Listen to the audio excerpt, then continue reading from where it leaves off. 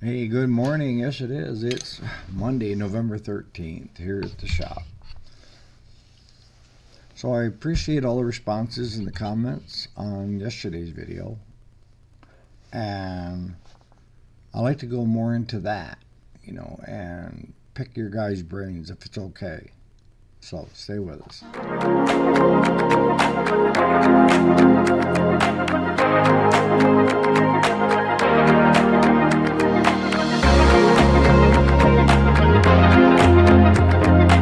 So the main theme yesterday was I've been given a lot of thought and stuff, is that a lot of times people don't realize that they're not the only ones struggling to keep their business afloat or their budgets to home.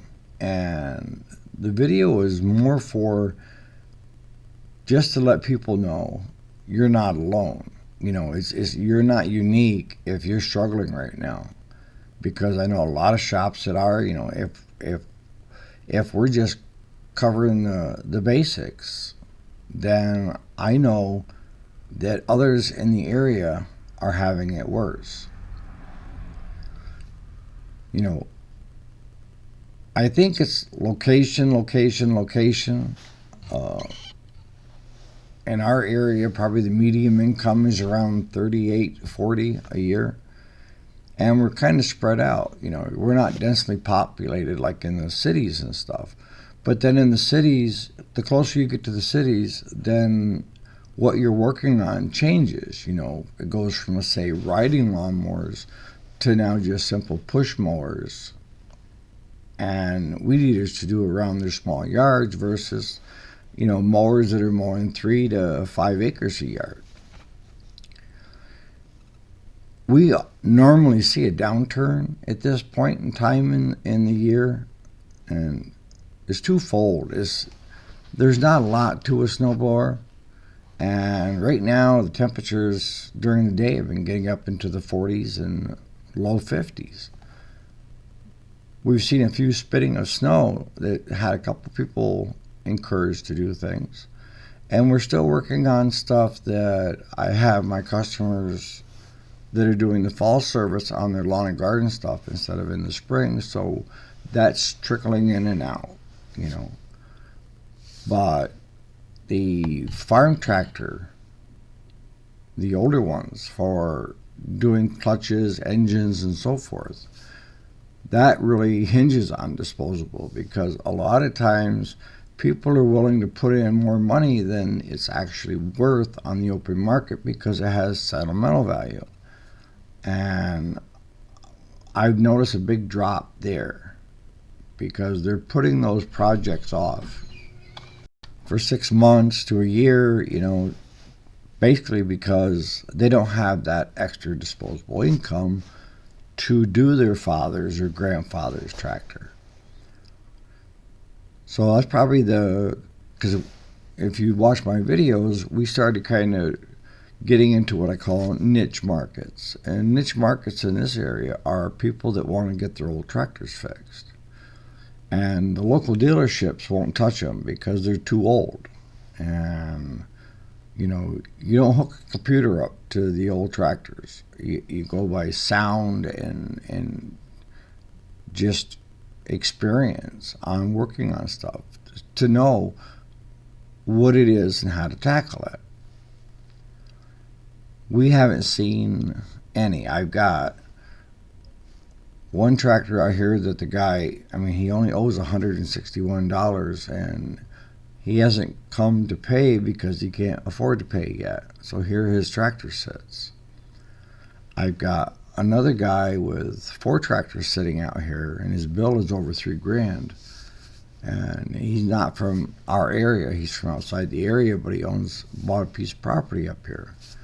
And he has yet to pay. He's got one more tractor he wants to bring, but we need to get him caught up. So, but the thing that we're doing right now, basically, with kind of a lull, and one of you guys had mentioned that about sprucing up your shop, doing the painting, reorganizing, inventory, and stuff like that. We're doing the same right now where we have time to do all that stuff.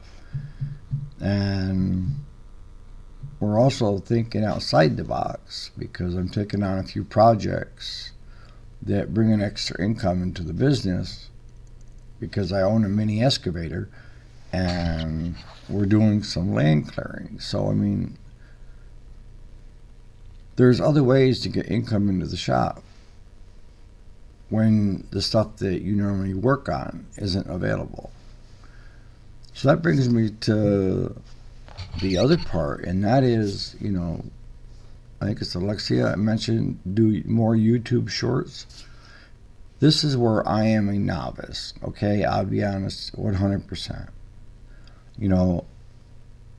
I'm learning every day on YouTube and how to try to use that to get my word out. But I've never quite figured out what it is that draws people to even click on your video, to even want to watch your video. And what would you put into a YouTube short to draw people to the channel? Because I'm sure that there's a lot of people out there that could be helped, even if they're not in business, because I try to do my videos so that it is not only in your business life, but in your personal life. And a lot of it intertwines, And I love ideas, Maybe you guys that are out there that have a channel that you've got a lot of subscribers, I'm totally honest. I don't know how to increase my base. I do know that I don't want to go viral because if you get a lot of people and it goes viral on one video, then you're going to see a big tank, and when I'm building a business, I don't want the business to just go crazy because I know that if it goes up that rapidly, it can also come down that rapidly. So I try to build on what I have every day. And that's how I've been approaching YouTube is, trying to add 3 or 4 or 5 subscribers per video. The more people that get a chance to hear me, I know that there's a lot of people out there that need to hear me and need to hear what I'm saying. And it would help better their lives, or at least give them a better understanding of why certain things don't work and why you may need to try something different. So if you guys can give me pointers of what you think might work, I'm all ears. And I'm willing to try anything at this point. I've never approached the channel as, an income stream. It's always been to help people.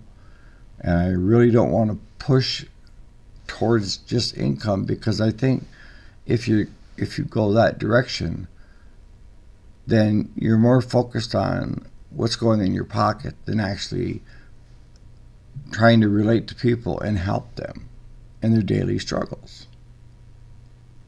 I mean, if that makes any sense. So, give me some ideas, guys, on the YouTube shorts. What do you think would draw more people to come to the channel? What causes people to want to share a video versus just like it? Or what causes people just to watch a video that they don't even like or subscribe, but they get a lot from it, but they're just not the type of people that, want to do all that stuff. And that's fine. I'm fine with that. But that goes back to growing your channel. I don't want to be like everybody else. I'm me. We talked about that. Oscar the Grouch in the metal tin can. That I am who I am. I'm not trying to be somebody that I'm not. And in doing so, I think I'm more relatable to a lot of you guys out there because you're seeing the real me, not somebody that's trying to put this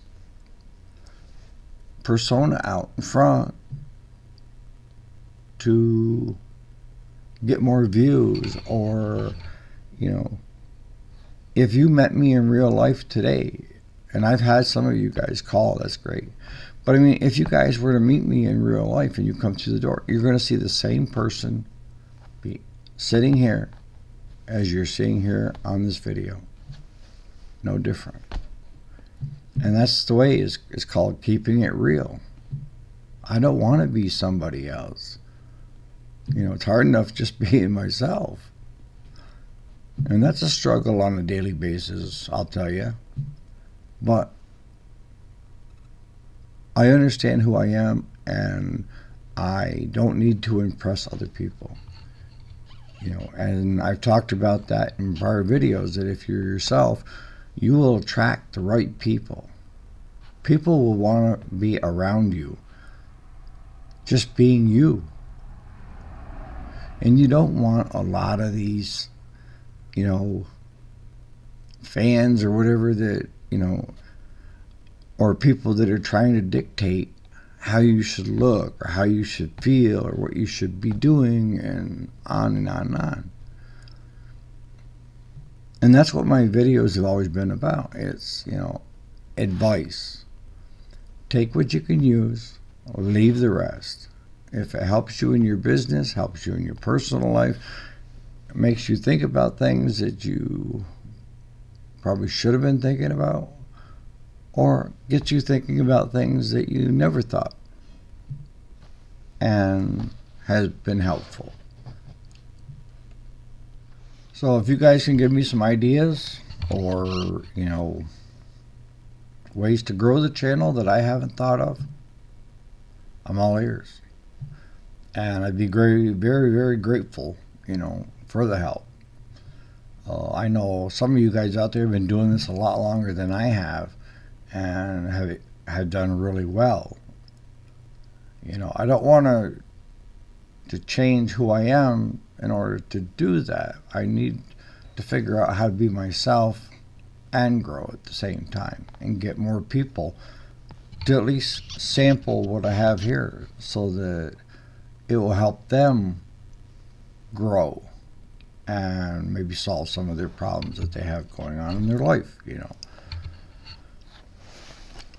So I'm going to wrap that up on that.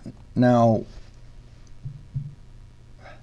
when it comes to running a repair shop, the biggest thing I think is, you know, your person out front is important, very important, of who's dealing with the customers and being totally honest and so forth.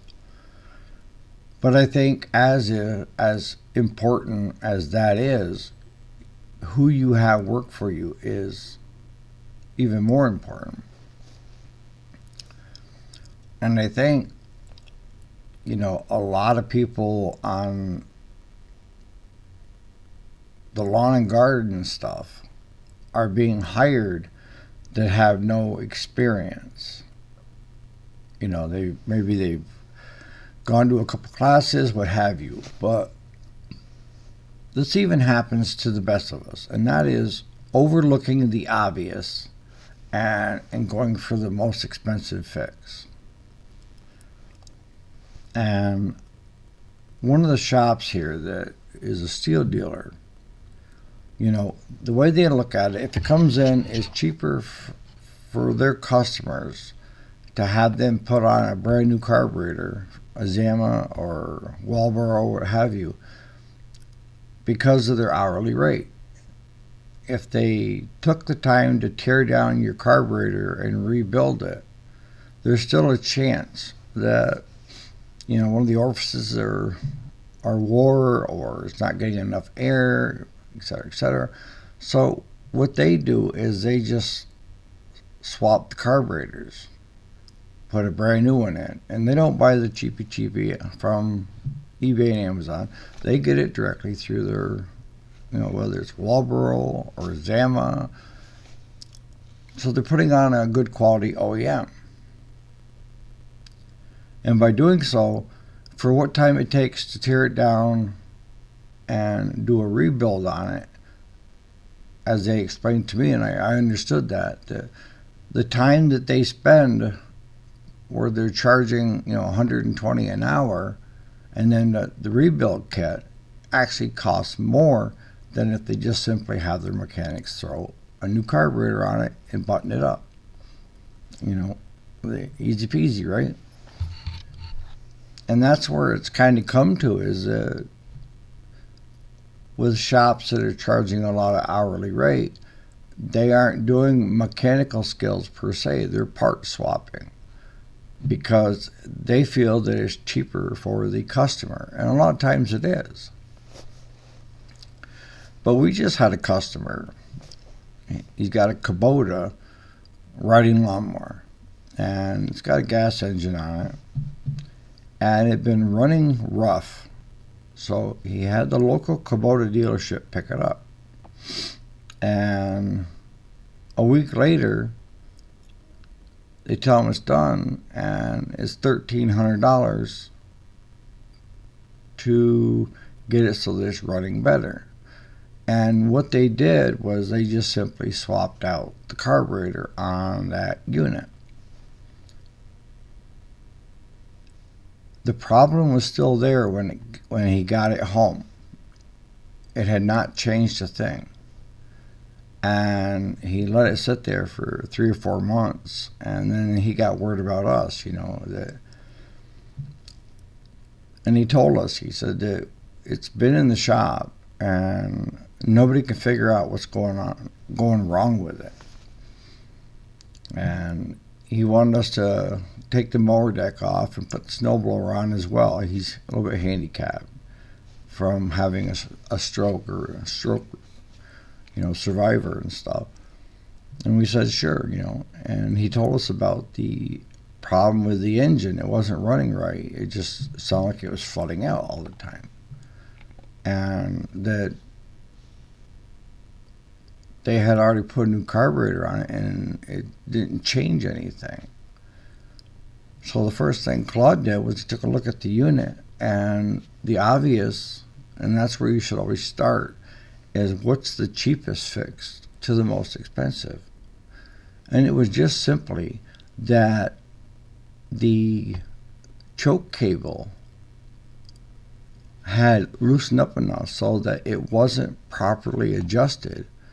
And when they threw the new carburetor on, they never bothered to do anything with the choke cable. And all it needed was just to have the choke cable adjusted so that when you took it off choke, it ran good. But with it being on half choke, it was flooding out the system. You could smell the fuel in the back fires and stuff off from it. So it should have been a easy peasy fix that took 10 minutes for Claude to spot it, take care of it, and then cost this guy $1,300 because they didn't see that. They just went ahead and threw another carburetor on. And can't be they really tried it out, because had they tried it out, they would have noticed that it was overfueling, choking itself out. And one of the things that the guy had mentioned was that prior to us working on it, he never had to choke the tractor because it would flood.